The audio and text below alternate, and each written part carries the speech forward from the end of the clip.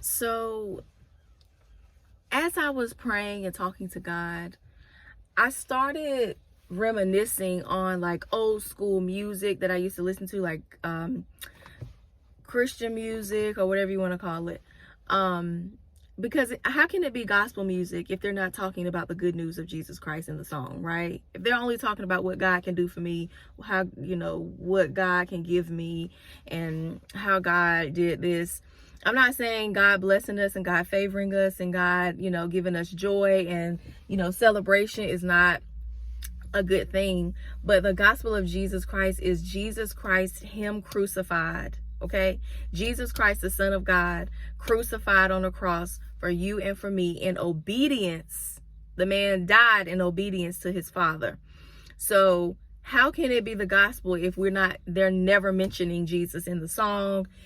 I'm not saying they have to mention his sacrifice in every song, but just the fact that they're not even mentioning Yehoshua's name is just enough for me to be like, no, thank you. But I was thinking about how songs used to be, and I was like, oh, I love, that artist, old school music, like when they first started.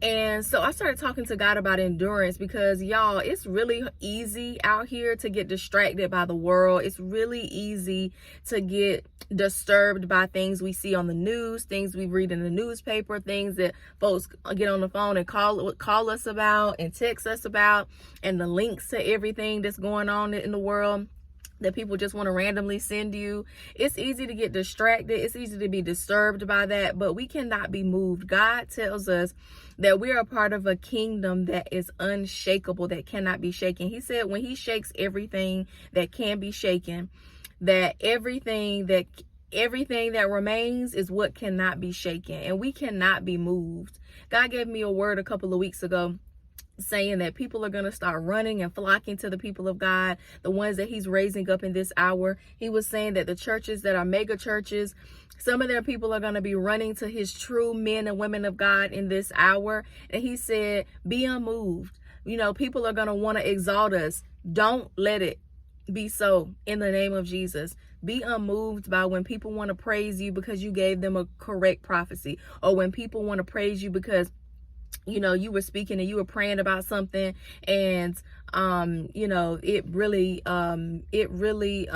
ministered to them at the moment, because people are fickle.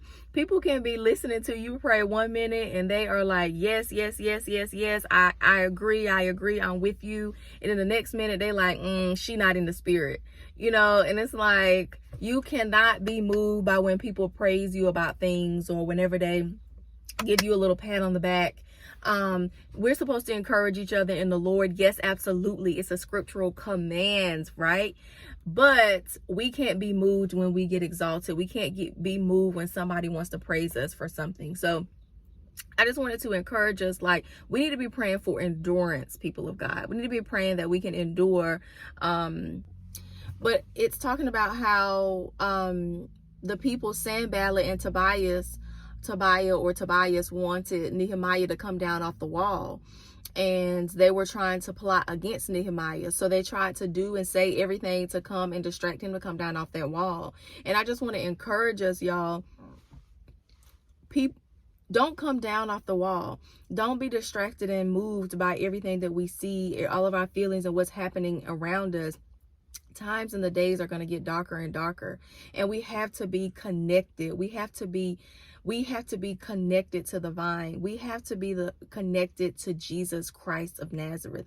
We have to be stuck to Him like glue, because the things that we're going to see are going to be darker and wickeder, and we have to stay near the cross. We have to pray for endurance, that we can endure the troubled and harsh times that the world is going through.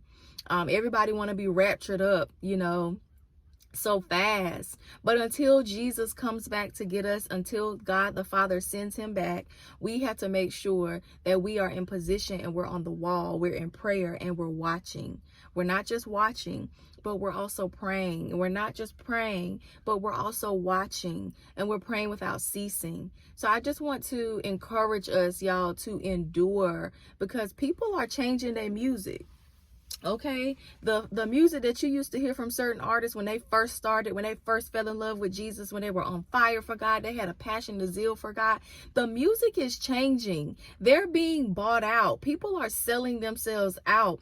Okay, I'll compromise, but God gives us as believers in Jesus Christ platforms, whether it's just the platform is in Walmart, whether the platform is in Food Line, whether the platform is on stages at mega church conferences, whatever the platform is that God allows us to have, we have to make sure that we're representing him or regifting him to people. The way that Jesus was presented over 2,000 years ago is the same way that we need to present him to people now. So we need to put on the mind of Christ. And the best way to do that is to think how he thinks. How to think how he thinks is to read his word. He is his word. He is the word made flesh, right? He is the Logos. He is the word read aloud and spoken, coming to life, came to life, that is living and active and sharper than any double-edged sword. So y'all, I just want to encourage us to endure, because people are changing, times are changing. Pastors who were preaching one gospel are now preaching another. May it not be so among us in the name of Jesus. May we endure to the end. May God count us good and faithful servants to him in the end, in the name of Jesus. Have a wonderful day in the presence of the Lord.